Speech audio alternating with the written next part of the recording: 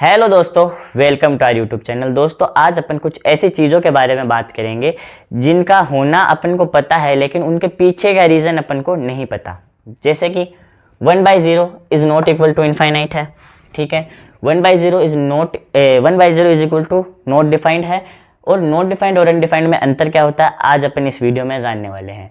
1/इनफाइनाइट is equal to 0 होता है या नहीं होता है? अगर होता है तो यहाँ पर अगर अपन इंटरचेंज करते हैं तो क्या आता है? 1/0 इज इक्वल टू इनफाइनाइट आता है, जो कि अपन यहाँ पर पहले ही अपन गलत बता चुके हैं। तो दोस्तों इस चीज़ को समझने के लिए अपन बेसिक से बात करते हैं। जैसे कि 12 एप्पल है, 12 एप्पल को 6 बंदों में डिवाइड करना है तो हर एक बंदे को 2 एप्पल मिलेंगे। वैसे ही 10 एप्पल है, ठीक है। 10 एप्पल है, कितने बंदों में डिवाइड करना है? 5 बंदों में डिवाइड करना है मान लीजिए, तो हर एक को 2 एप्पल मिल रहे हैं।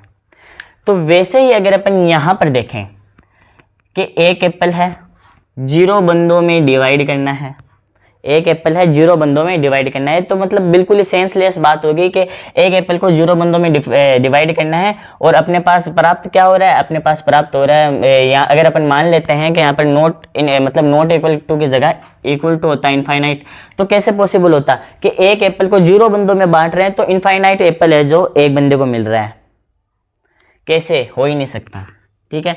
तो इसलिए अपन इसको नॉट इक्वल टू इनफाइनाइट कहते हैं। और ये जो टर्म है ये क्या हो जाती है?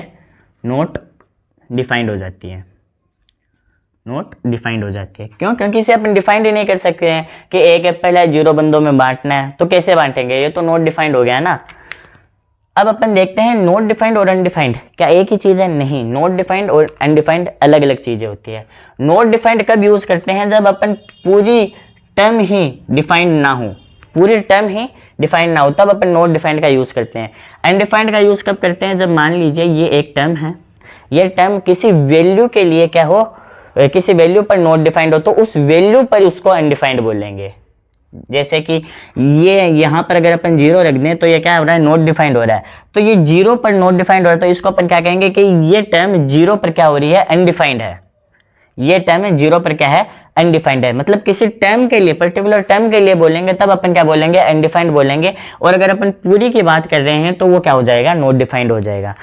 अब अपन बात करते हैं 1/इनफाइनाइट इज इक्वल टू 0 होता है या नहीं होता है। चलो वापस से वही बेसिक से बात करते हैं, जहां जैसे अपन ने यहाँ पर की थी कि 12 एप्पल को 6 बंदों में बांटना है तो एक बंदे को कितने एप्पल मिलेंगे? 2 एप्पल मिलेंगे। वैसे ही अपन यहाँ पर बात करते हैं कि एक एप्पल को इनफाइनाइट बंदों में बांटना है, एक एप्पल को इनफाइनाइट बंदों में बांटना है, तो वो जो एप्पल है वो उसके कितने छोटे छोटे टुकड़े हो जाएंगे? बहुत छोटे छोटे टुकड़े हो जाएंगे। और जिन्हें अपन देख पाए या नहीं देख पाए वो पॉसिबल भी नहीं है, बहुत माइक्रोस्कोप से देखना पड़ेगा।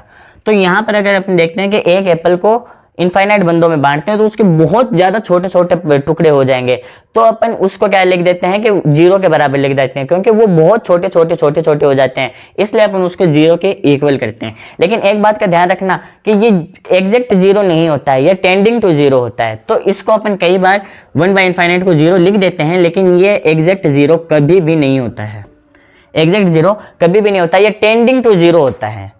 तो इसलिए अपन कभी भी इसको इक्वल टू 0 नहीं लिखेंगे। बहुत बार अपन यूज कर लेते हैं, वो गलत नहीं है, लेकिन फिर भी अपन इसको एग्जैक्ट 0 नहीं कहेंगे। अब दोस्तों अपन इस वाली चीज को ग्राफिकल टर्म में भी समझने की कोशिश करते हैं। जब अपन 1/x का ग्राफ बनाते हैं, x का ग्राफ कुछ ऐसे बनता है, ठीक है।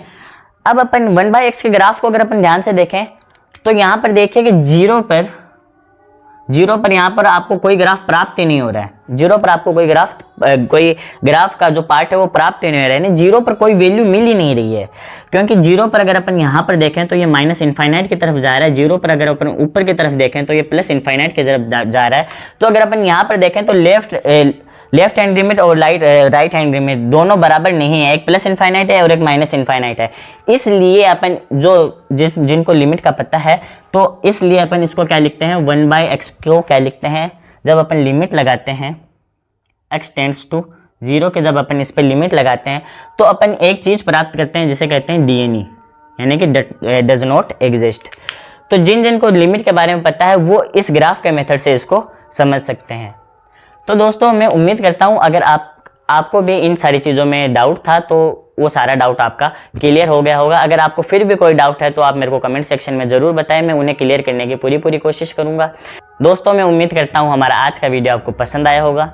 चलिए दोस्तों, मिलते हैं अगले वीडियो में अगले टॉपिक के साथ, तब तक के लिए धन्यवाद।